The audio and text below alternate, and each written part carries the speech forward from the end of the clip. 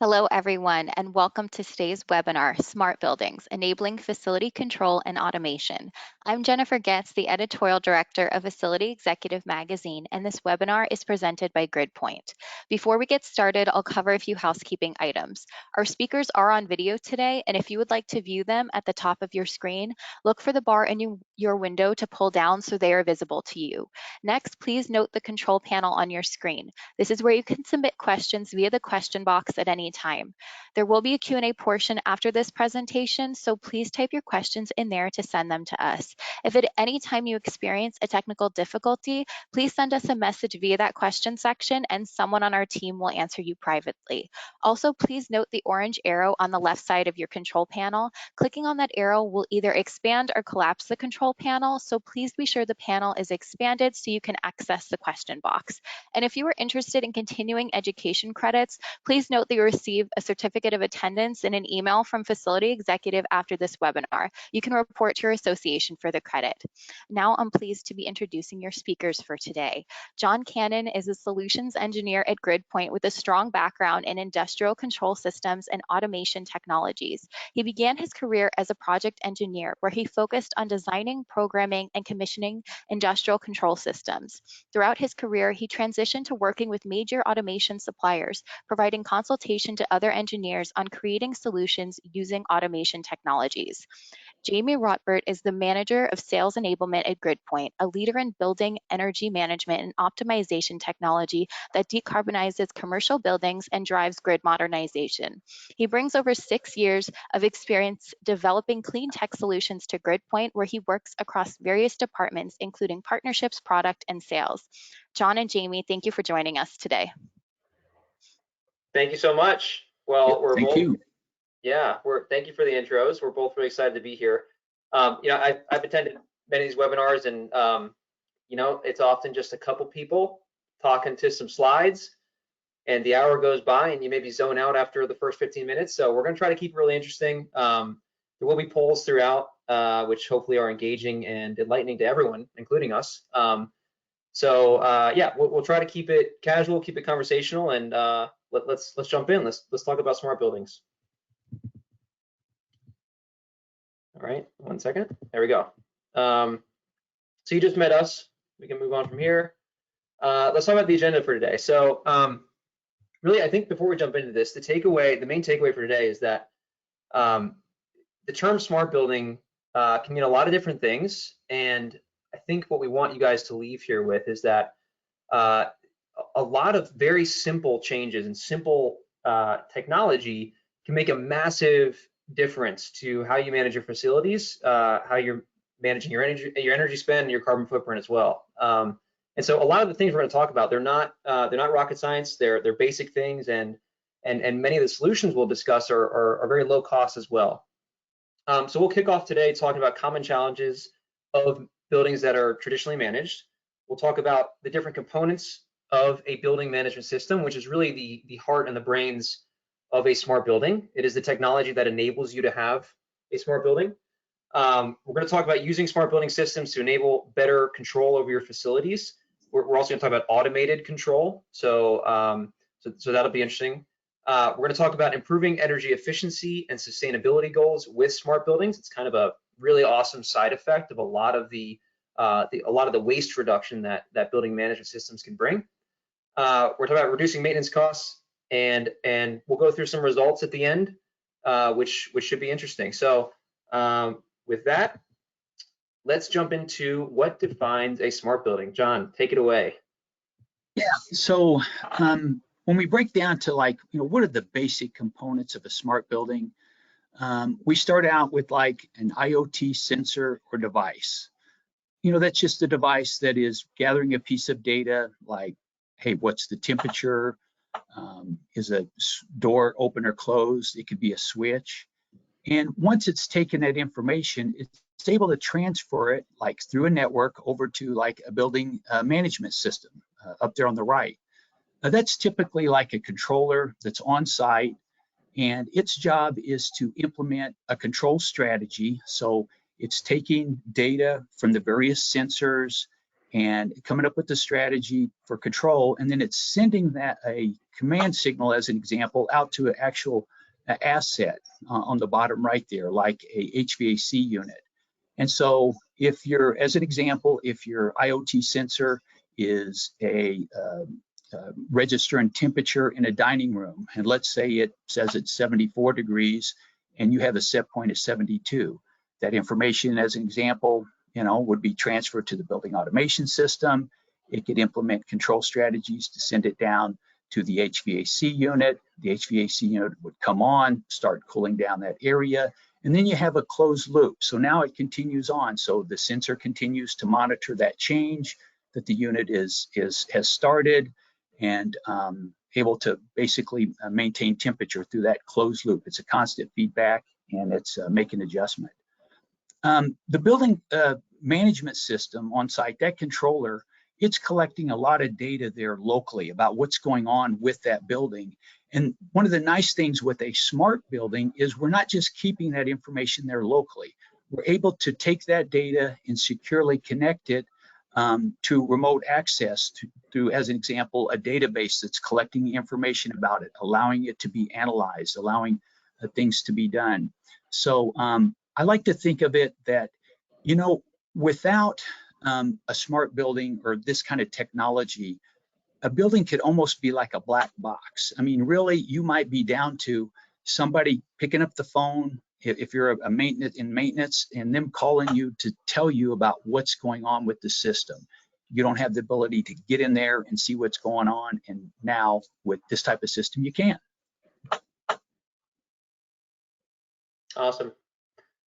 So yeah, I think John did a great job touching on this. A key part of your building management system is the sensors you put on site. Those are your eyes and ears. And later in this presentation, we're going to talk later about how building management systems can be a massive cost and time reduction in truck rolls, sending people out to a site to show up on site, walk around the site, disrupt the flow of the site, disrupt potentially customers and employees. Sensors are a way of detecting what's going on at a facility and showing that data remotely, so you don't need to send a truck out to go detect what's going wrong, right? So these are 4 sensors we'll talk about today, and we'll talk about some others, but you can imagine that really any sensor that you want at a facility can roll up into that controller that John was talking about and broadcast that information to you remotely, which can be very valuable. So temperature sensors, primarily we're talking a thermostat. These can measure the temperature in different areas of a building. They can also measure the temperature of walk-in fridges, reach-in coolers, etc. And really, when we talk about temperature, we're talking about employee comfort and customer comfort. And we're talking about moving away from thermostats that maybe they have a schedule you can program into them, but it's not a schedule you can control remotely from software. It's not maybe a schedule that you can roll out to many different facilities across your enterprise, all with the click of a button, right? So more advanced temperature sensing would enable something like that. The second one is energy. Many of you are interacting with energy data through your utility bill management provider, or they're literally sending you PDFs of your energy bill, or maybe you can log into your utility and see your energy consumption, but that's going to be monthly data. Typically, it's going to be a monthly sum of your energy consumption for that month. And with main load metering, which is when we actually monitor the total consumption of the building, you can actually see down to the second, down to the minute, down to the hour, how your building is consuming energy.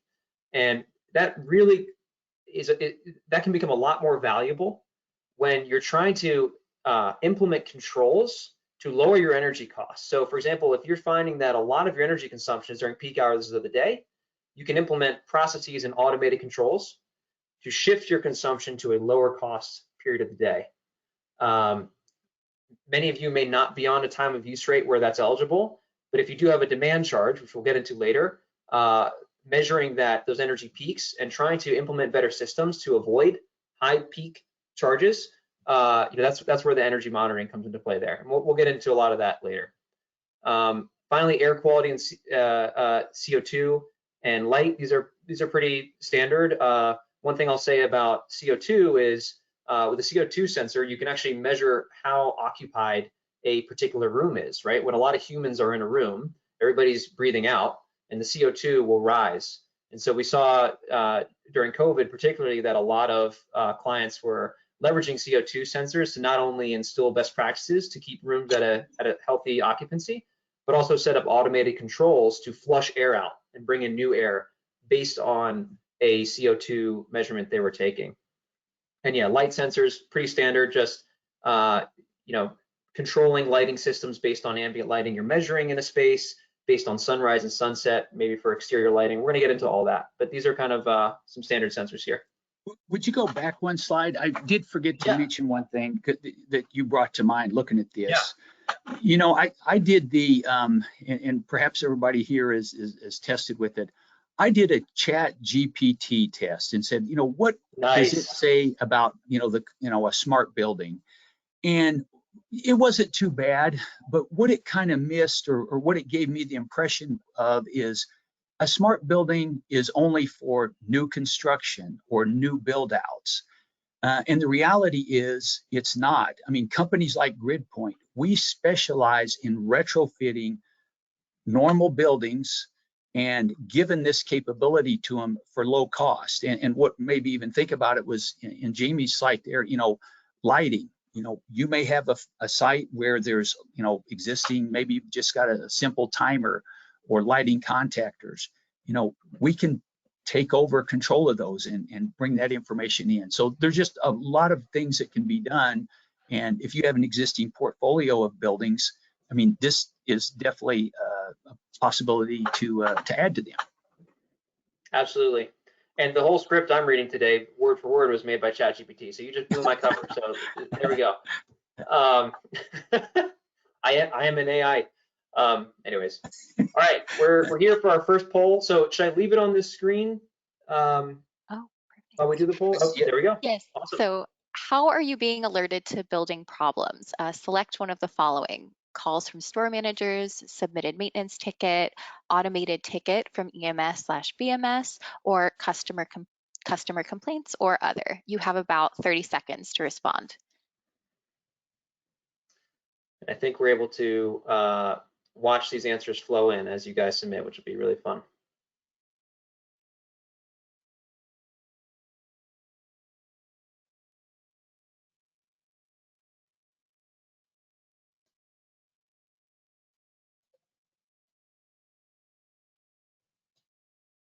Okay, the results are in.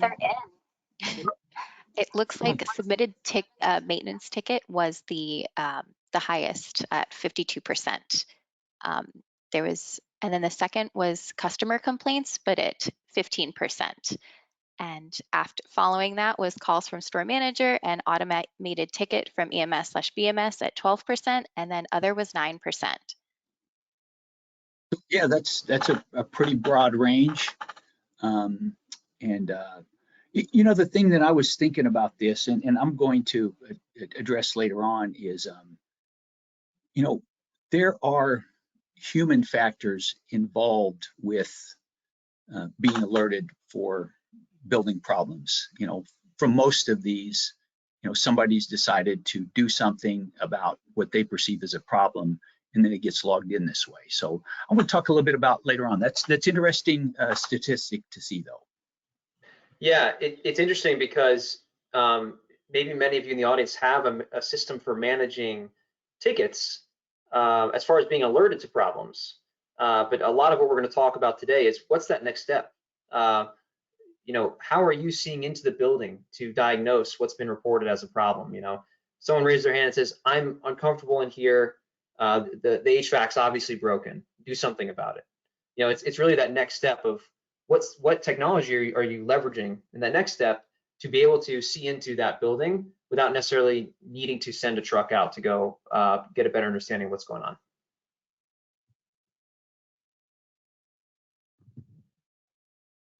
Okay, I'll go back to full screen here. All right. Okay. I think we can go back to the presentation. Yeah, can you see it on your end, John? Do you know if that transition worked? We'll No, get I better still at see this. the quick poll. Uh-oh. I see the presentation. Okay. Oh, we're back to the presentation. Yeah, slide Maybe it's one. lagging on your end. All right, I'll keep rolling, but if others are not seeing the slides, we'll stop and fix it. All right, so now we're going to get into challenges of traditionally managed buildings.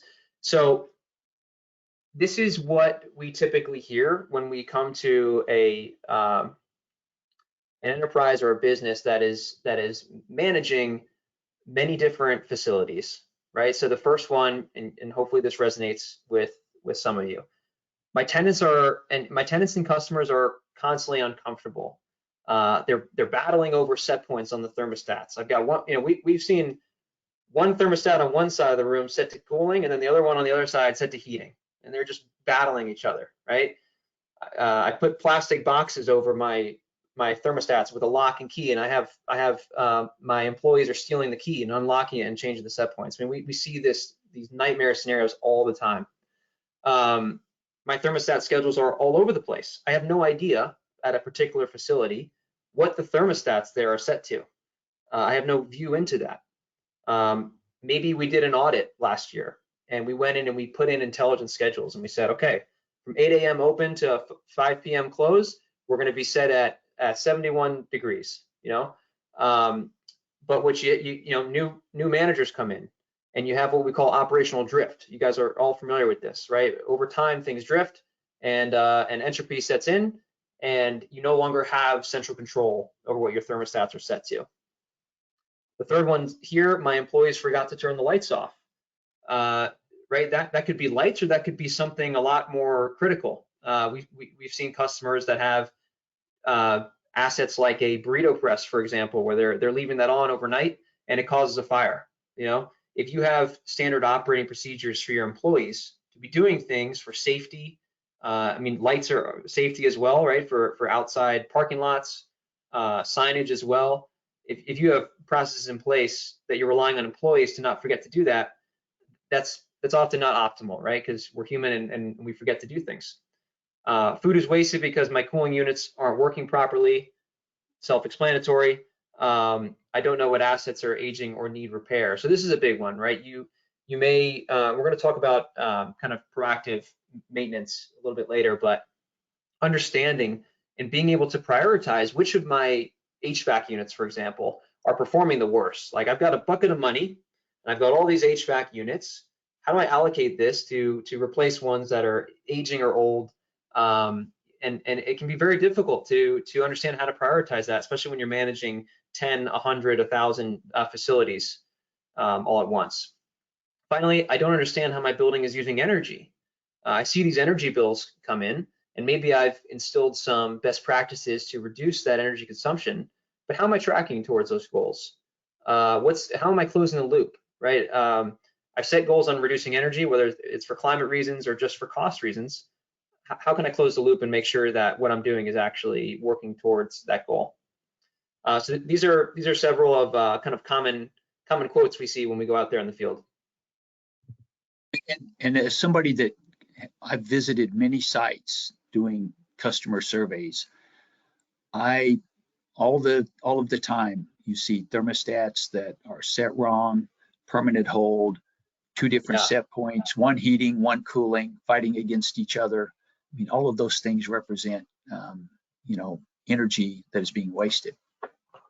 Yeah, it is amazing how simple a change it is to start instilling, smart remotely managed thermostats, and how much of a difference it can make. We'll see at the end a case study, but yes, having thermostats be centrally managed with, we'll talk about like override boundaries and things like that, but yeah, thermostats are something we always see as a major problem. All right, so let's get deeper into the components now. And John, I have your specific order here. I turned it into a song, so I know which way we're going to go. Yeah. So once, what would you expect, I guess, from a building management? What would you expect it to help you achieve?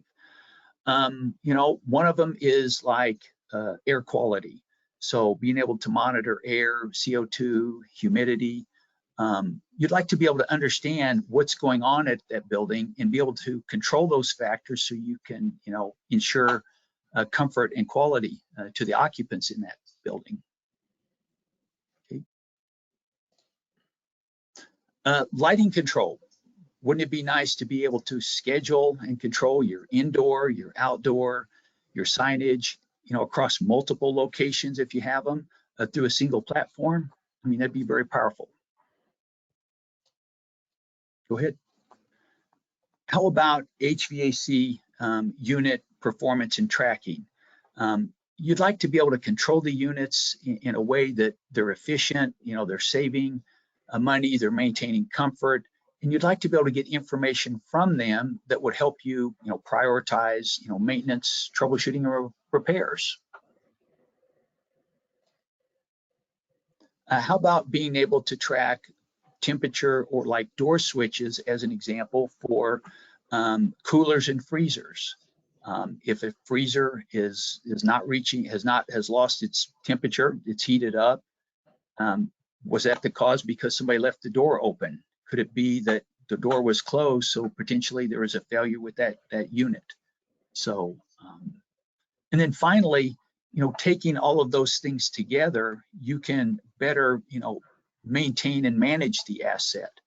You know, you're able to keep a schedule, you know, figure out perhaps when to do repairs, and do them in a manner that's going to be, you know, the most cost effective instead of, you know, only when things break.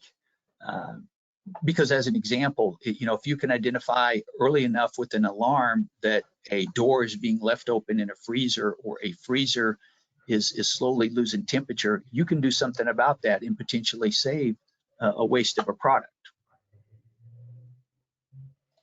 Next. And then implementing smart thermostats. So, you know, not only just ability to control them and schedule them, which is a big deal, that's a huge energy saver, but there's also additional things that can be done to help them save energy. Algorithms that help them during transition periods to optimize coming up to temperature and basically coming back down. You know, and then also getting information about what is happening with units and then being able to report that. So it's all part of a big system.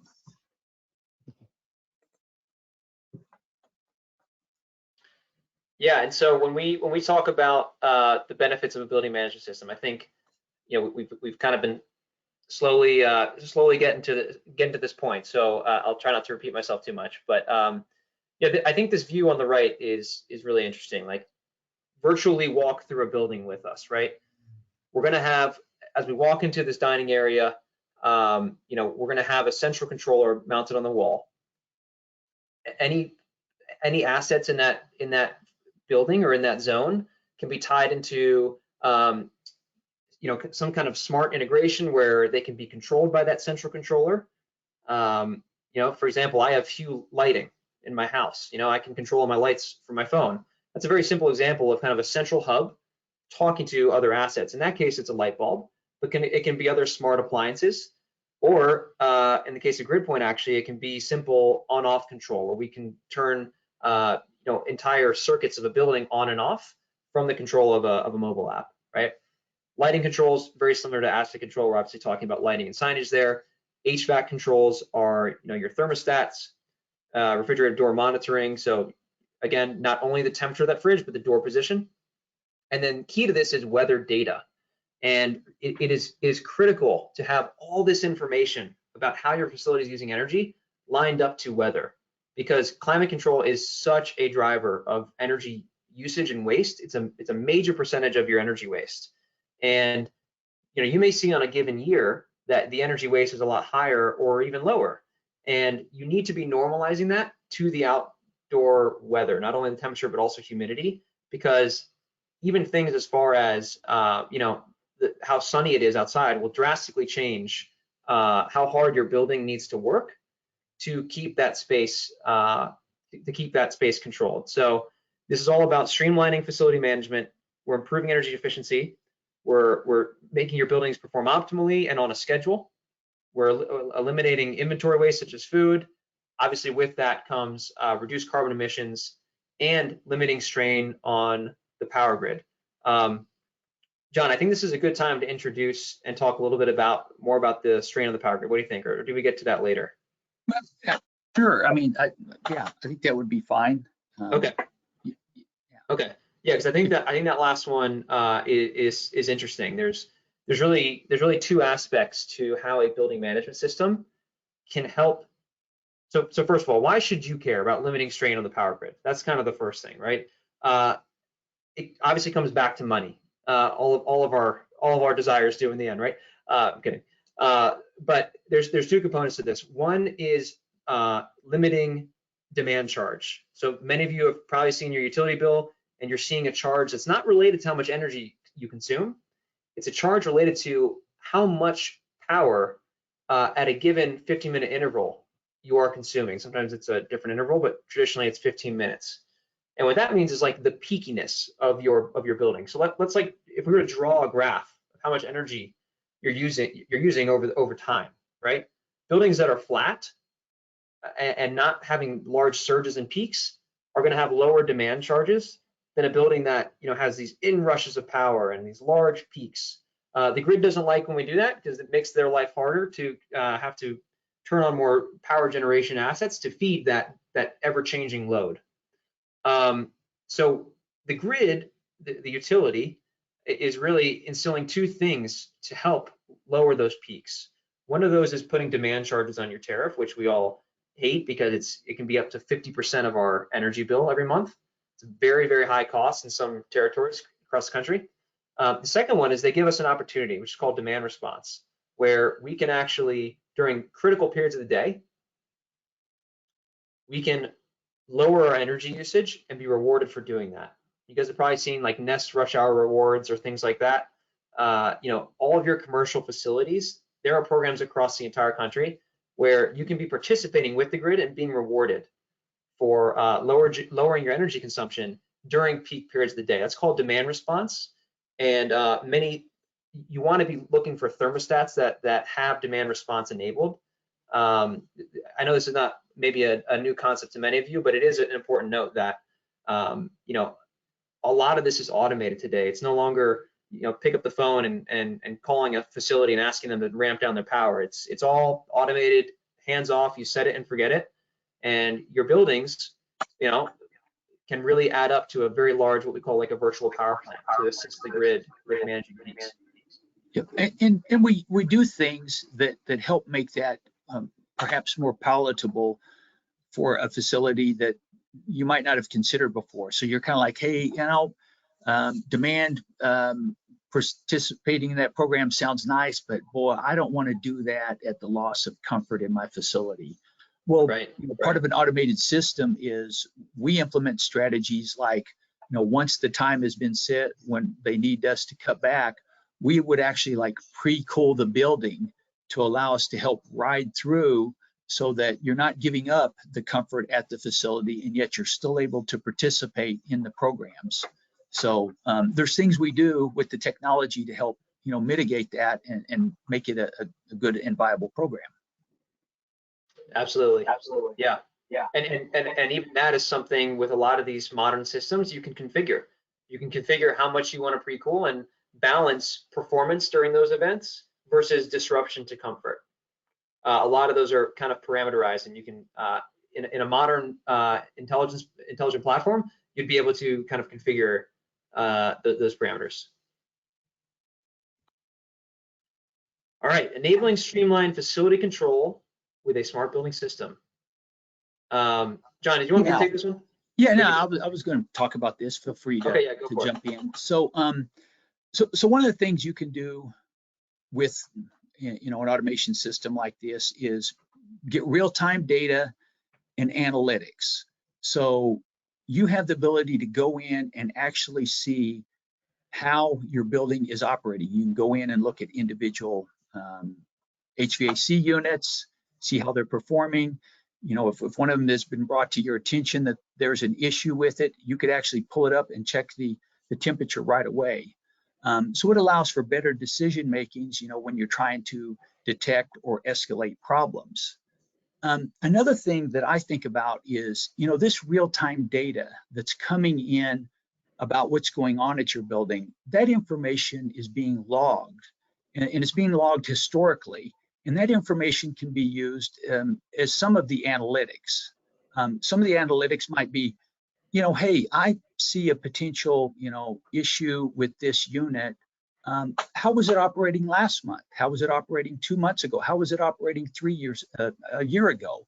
You know, can I see a trend where it's gradually, progressively getting worse? You know, looks like we're heading towards a potential failure.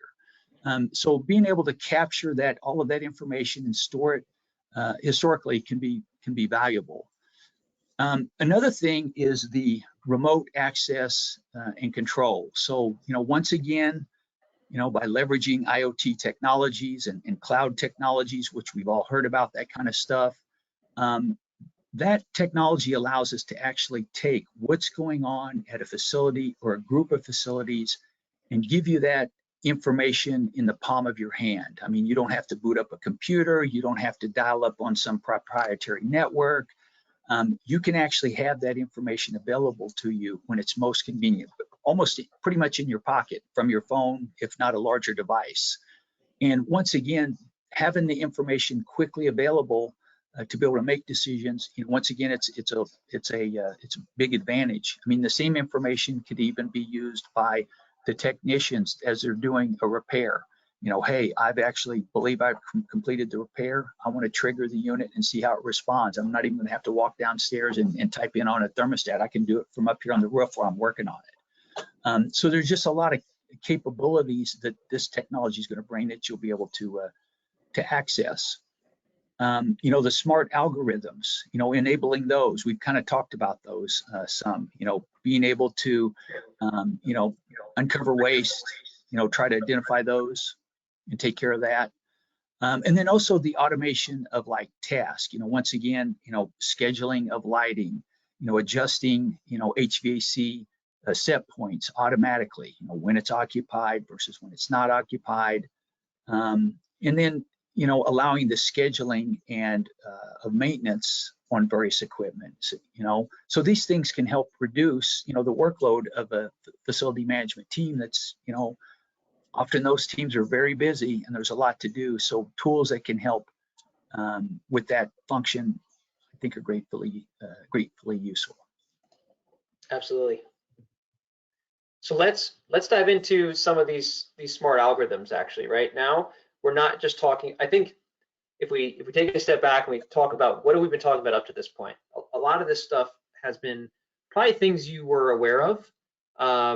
You know, you've been thinking about. And maybe it was nice to see it all kind of laid out as far as, you know, walking through a whole building and seeing areas where you need sensors and you need, you know, remote access to that data and things like that. Now we're going to go a level deeper into actually some benefits of a smart thermostat, which is the example we're going to talk about. But you can imagine that as you get more, you know, these analogies can expand beyond thermostat, right? There are smart fridges, smart water heaters, things like that you should be thinking about. But for this presentation, we're going to talk today about some smart algorithms that can exist on, you know, smart thermostats. And while you're shopping around for them, you should be looking for these because they can be very beneficial. All right, so the first algorithm on the left is called load curtailment. And so that algorithm is actually designed to reduce demand charge at your facility. And so what it does is it actually is going to limit energy use of assets that it has under control, in this case HVAC units, when it detects that your building is approaching a new peak. Okay, so let's do an analogy. Okay, let's say you have a restaurant and you have a bunch of EV chargers outside. You probably don't have those yet, but you'll probably have them soon. And you know, everybody shows up at 3 p.m. for their burrito, and they want their mid-afternoon burrito, and they want to charge their vehicles while they come in. So at that time of the day, because that's kind of this like cyclic usage period, your building's going to be having this inrush of power as everybody plugs in their vehicles. Maybe employees arrived an hour earlier, and the space is trying to cool itself off from the unoccupied setting, right? So a lot of things are going on at once. The HVAC units are ramping up. Everybody's plugging in their cars. Your burrito presses are firing up, right? So your building's using a lot of energy at that moment. An algorithm can kind of see that that's coming and learn those patterns over time.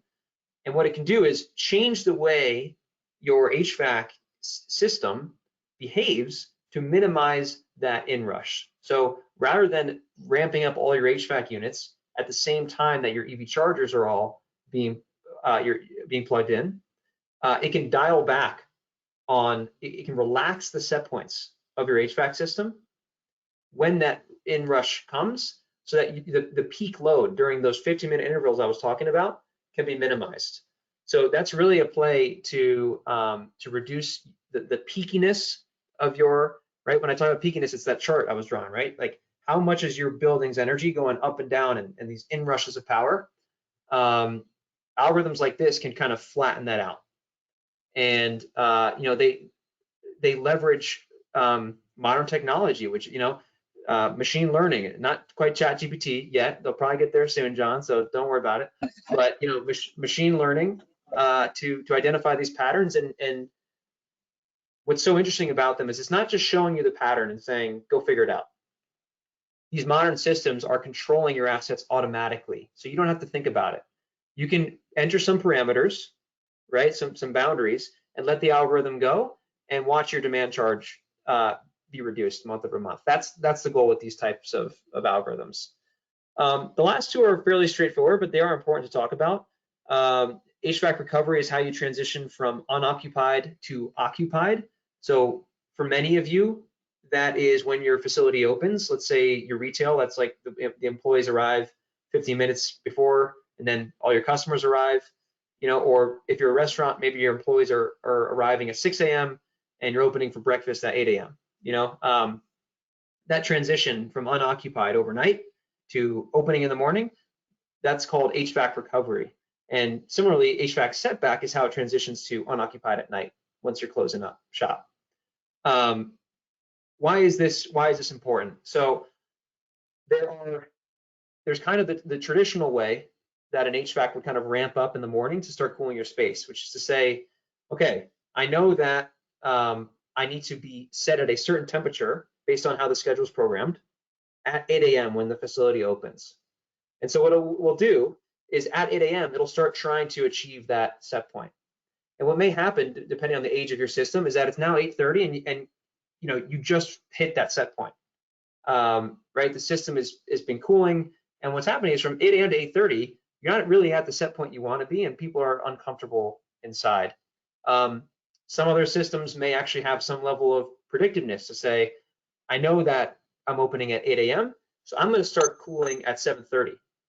But then it only takes 10 minutes to cool that space. So by 7:40, I'm right at the temperature I want, but now I'm just sitting here for 20 minutes cooling even though no one's here. So I hope that kind of shows you kind of the fallbacks of both those sides, where you're either too early in the beginning of the day at cooling, or you're too late. What you want, again, is something algorithmically driven that is learning how your building transitions. Every day, you want to, a system like GridPoints kind of monitors how long it takes for your building to drift, to change from, I put it to 80 degrees overnight because no one's in there, and then I got to cool down to 72 degrees by 8 a.m. How long that takes, that drop in temperature, it'll learn that over time, and it'll kick on the units so that right at 8 a.m. you've hit your new, you've achieved the set point you wanted. So you're not late and you're not early. I probably could have said that in half the words, but hopefully that makes sense to you all. Yeah, I don't know how we're doing on time. Mhm. Running Perfect. close. Yeah, we can pick it up, John. Okay, so we've come to another poll question. What smart technology does your building currently use? Check all that apply. You have, again, about like 20 to 30 seconds to respond.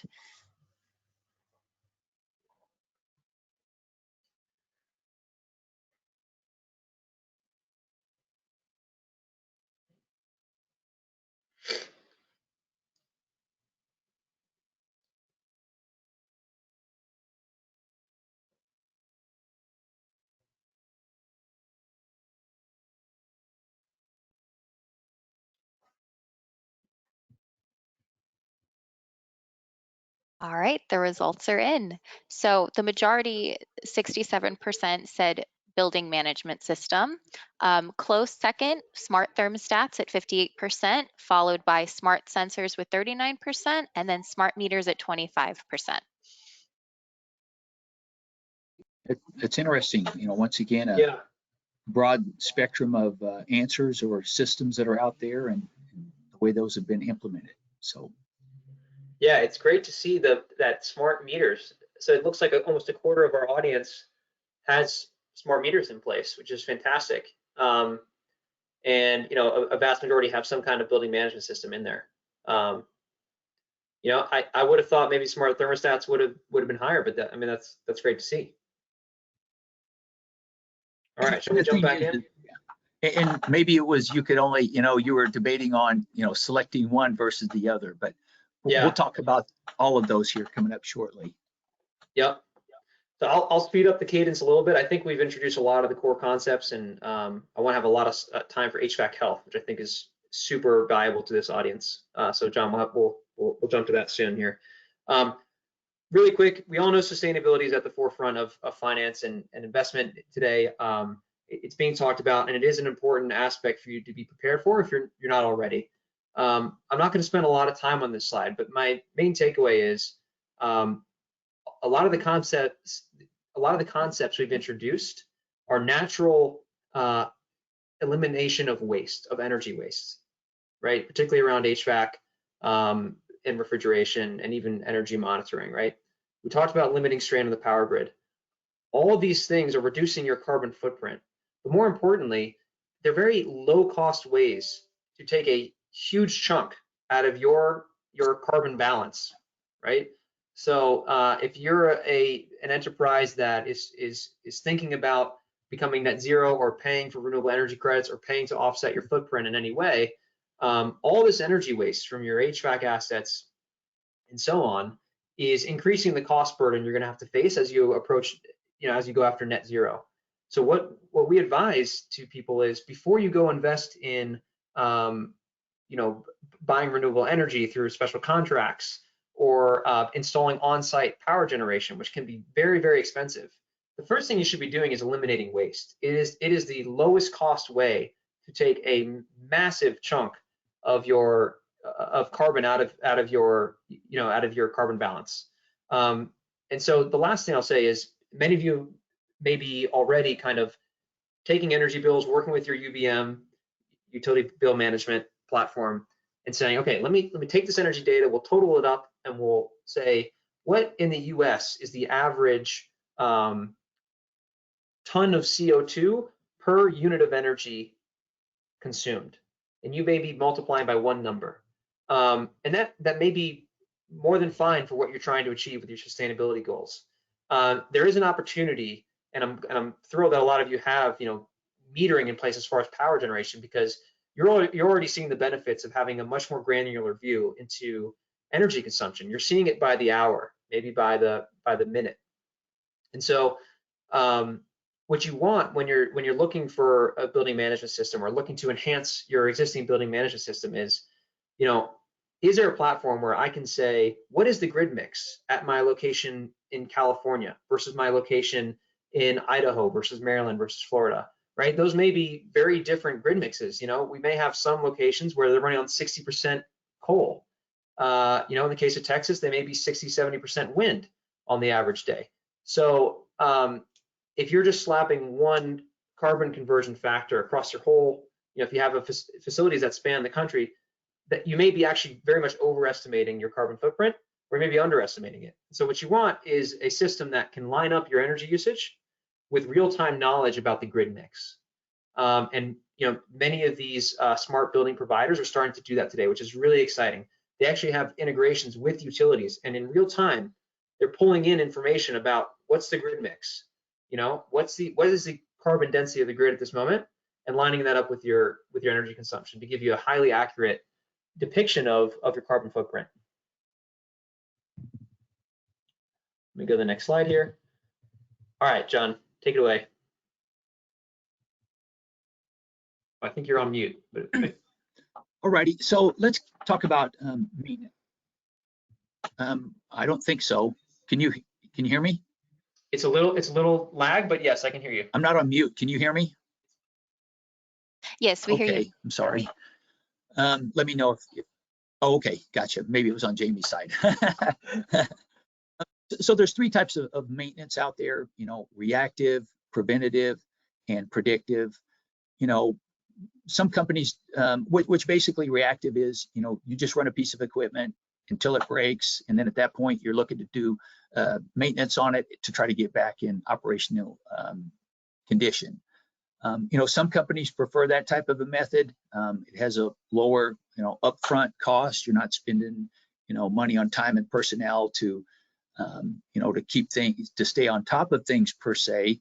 But it comes at a disadvantage that, you know, equipment, you know, once it breaks, then you're kind of in an emergency situation. You know, truck rolls begin, and, you know, potentially things aren't being taken care of the first time because they're in a rush just to get it back online. And so now you're set up for additional truck rolls.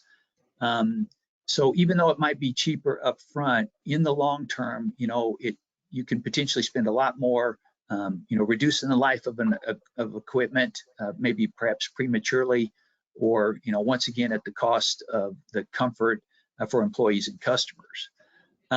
Preventative is like a step up from that, where you're out there on a, you know, proactive basis, going out there and, you know, changing filters, you know, testing, you know, levels of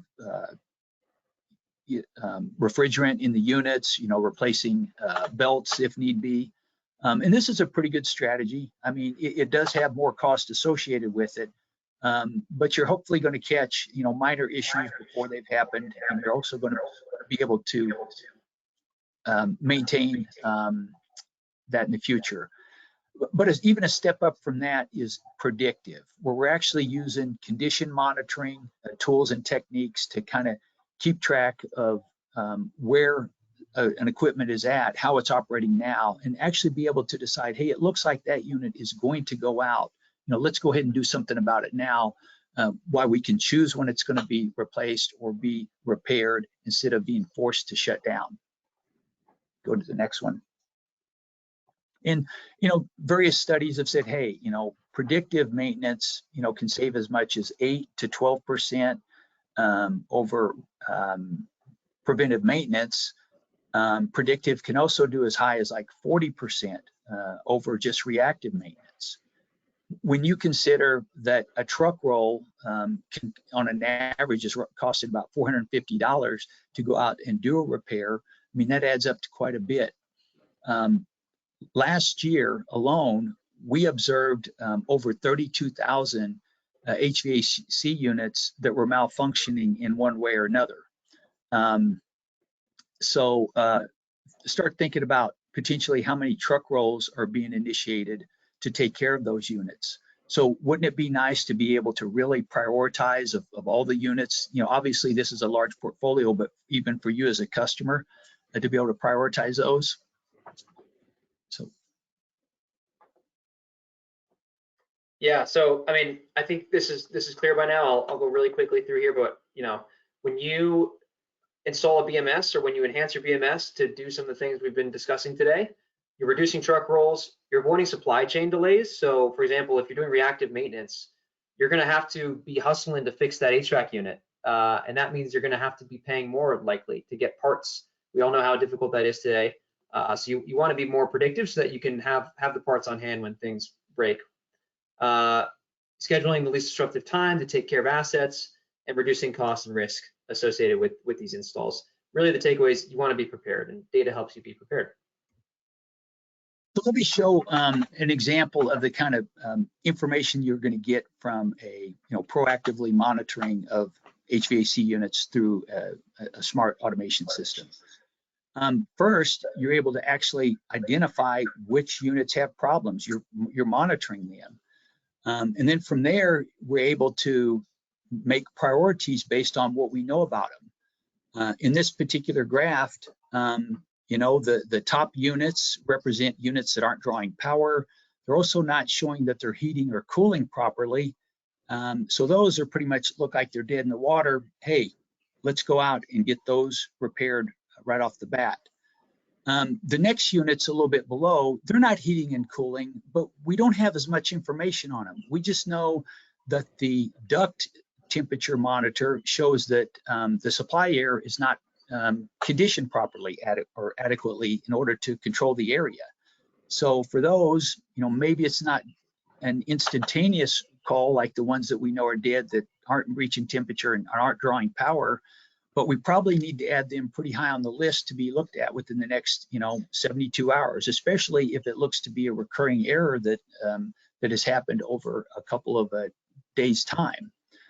And then another level would be, okay, the unit is not reaching, or the zone at least is not reaching a recommended temperature, but the supply air coming out of the unit does show that it's actually supplying the proper amount of air, or the right conditioned air. That could be as simple as, somebody has left a door open or a window open that shouldn't be, but it could also mean that there's a unit unsized, is undersized, or in brand new installations where we've added the system, now all of a sudden they figure out, hey, the zone sensor is not even in the right place. That thing never works right. And I cannot tell you how many times that has happened, that by having this information. And then at the lowest level, all we know perhaps is the zone is not reaching temperature. So what I want you to imagine is, let's say you have a portfolio of units you're in charge of. There's 50 of them. And let's say all you have is a smart thermostat, but you don't have any additional feedback other than the zone. You don't know what the supply air is doing. You don't have any current usage from a submeter. In your mind, those 50 could be based on number 4, which is, basically all of them are priority. You don't have any way to distinguish between them. So if you add additional sensing capability to your system, like supply air temperature, current usage, now you're able to take those 50 with that additional information and actually prioritize which ones you want to work on. You can go to the next one. And this is, just an example. Once again, if you've got an enterprise, so you're potentially managing tens, hundreds, or thousands of HVAC units, being able to have a snapshot and a view of all of them collectively, where I can say, okay, of these various sites here, I'm going to prioritize them based on which ones are the farthest away from set points. And then that would give me a list, or those the ones that we need to look at.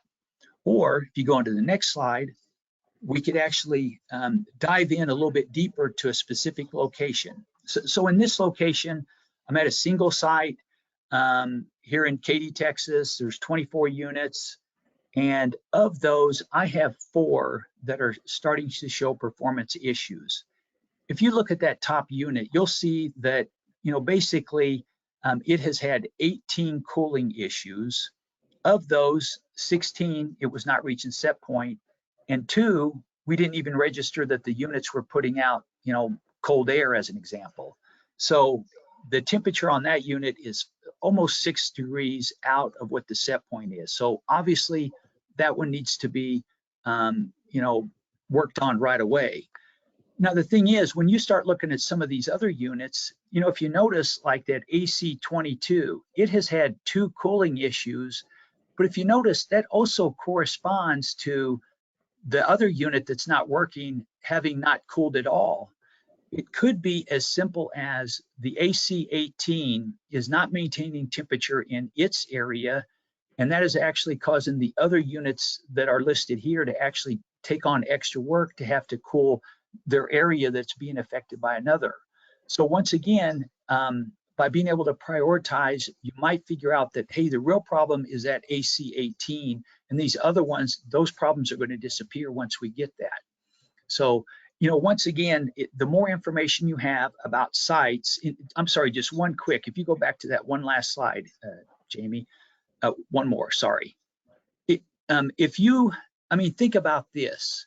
If you have multiple sites and different people calling up to say, hey, I've got problems, you may have somebody that actually, because you have duct sensors, that it's not reaching, it is reaching temperature, but it might be an external factor. If that person calls all the time, you might think that that is the priority versus somebody that has a real problem and maybe only called you once. So by having data, you're able to kind of take out some of the human factor and actually understand what's really going on, and then you can have better communications with those at the potentially the store level or facility level. Yeah, absolutely. And the last thing I'll add is just that real-time data, right? You're pulling out your phone, you're going to the site, and you're seeing exactly what's going on in real time. You don't need to roll a truck or even call the site back to ask more questions. You have all the answers in your pocket. All right, your poll. Perfect. We've come to our final poll question. What strategy are you using for ongoing asset maintenance?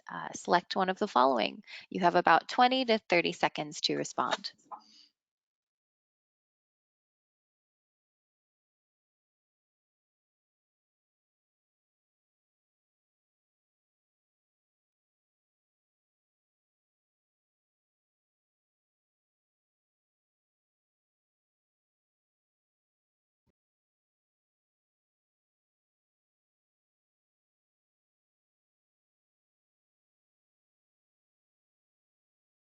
Okay, the results are in. So it looks like on a schedule for example, every 12 months is at 63%, the far and away majority. After that is run to fail with 26%, and then predictive failure with data and reporting at 11%.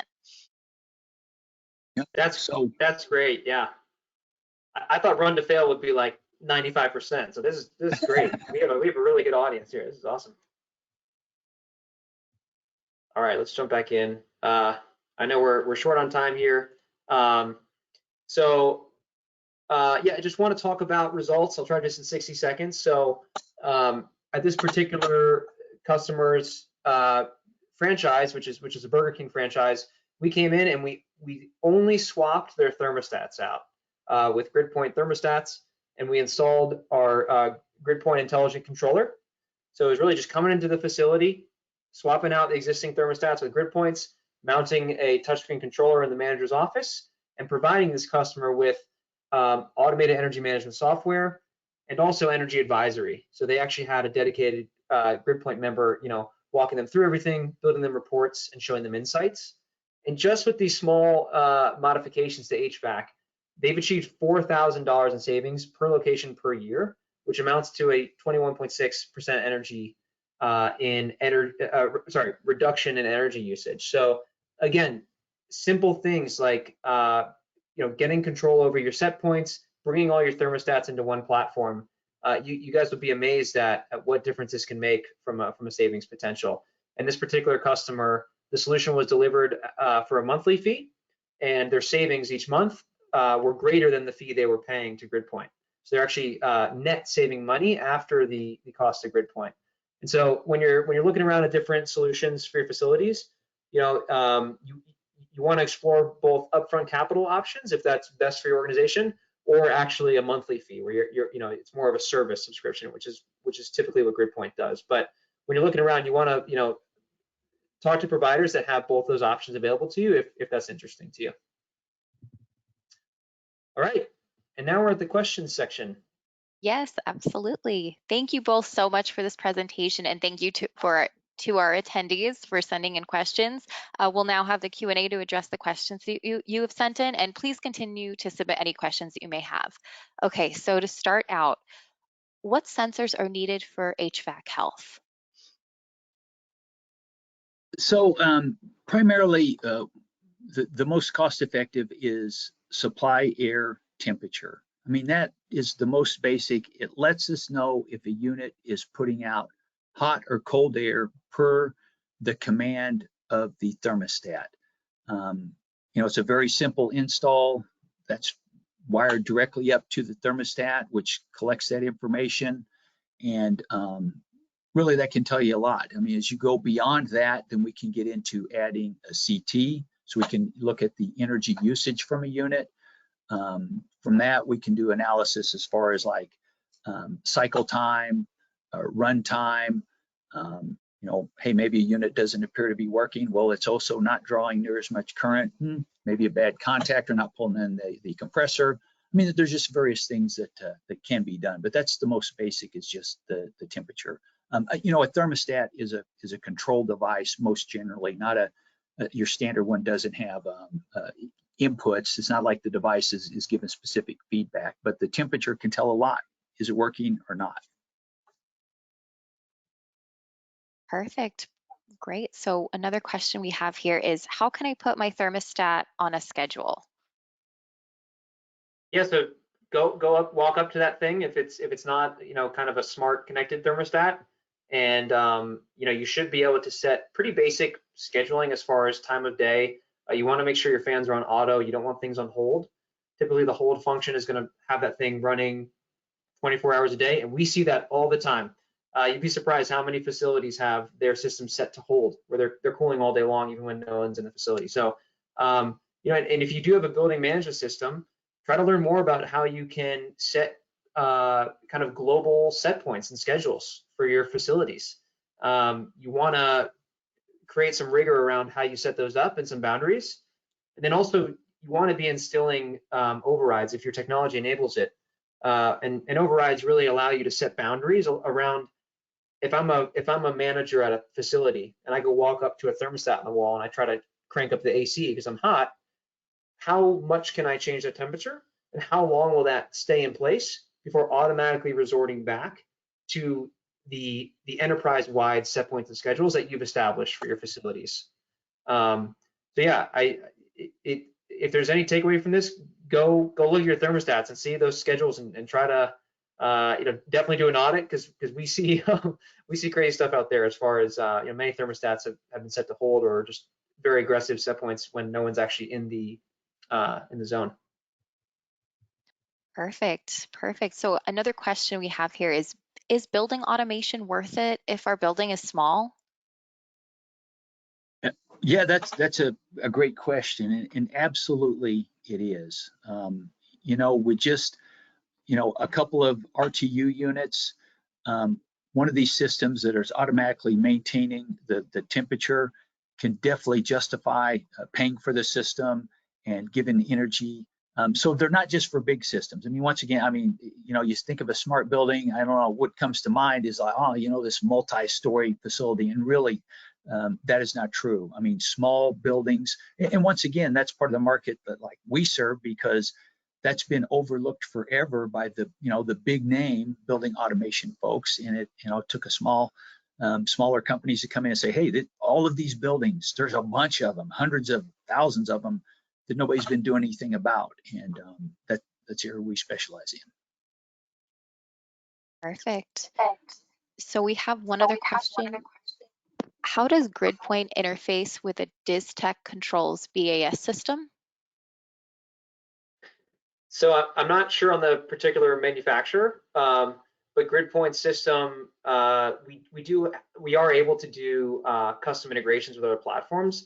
That can be through an API where we're ingesting signals from another system and also talking to that other system, you know, just through an API integration where that's all kind of cloud connected. We've also connected to other systems on site through physical connections. We can have third-party sensors plugging into our input modules, reporting up that data into our cloud platform. We can have our sensors plugging into your hardware, rolling up to your cloud platform. And so we actually do see many clients having hybrid systems where they're using GridPoint for certain aspects of their facility, such as HVAC and refrigeration. And that's kind of integrated either through a cloud connection or an on-site connection to maybe a separate lighting system or other systems that you may already have in place. So yeah, I hope that answers the question. I do appreciate the question too. Perfect. And I believe we have time for one final question. My refrigerator is 20 years old. Can I still use a VMS? Yeah, I mean, it depends on the level. You know, whether you're talking about, you know, a system that's 20 years old, probably, you know, the best thing that could be done is to just monitor on a regular basis through like one of these building automation sensors, you know, what is the temperature of that unit? And let's log that and keep track of it.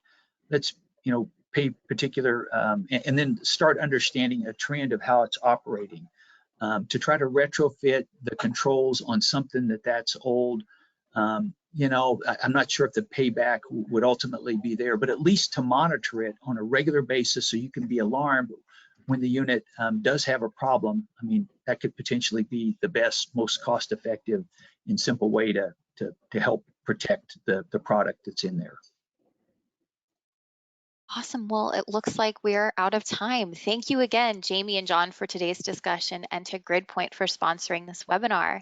And of course, thank you to our audience for attending today. A recording Thanks so from much. today. Yeah. A recording from today's session will be made available on our magazine's website, facilityexecutive.com, and at gridpoint.com.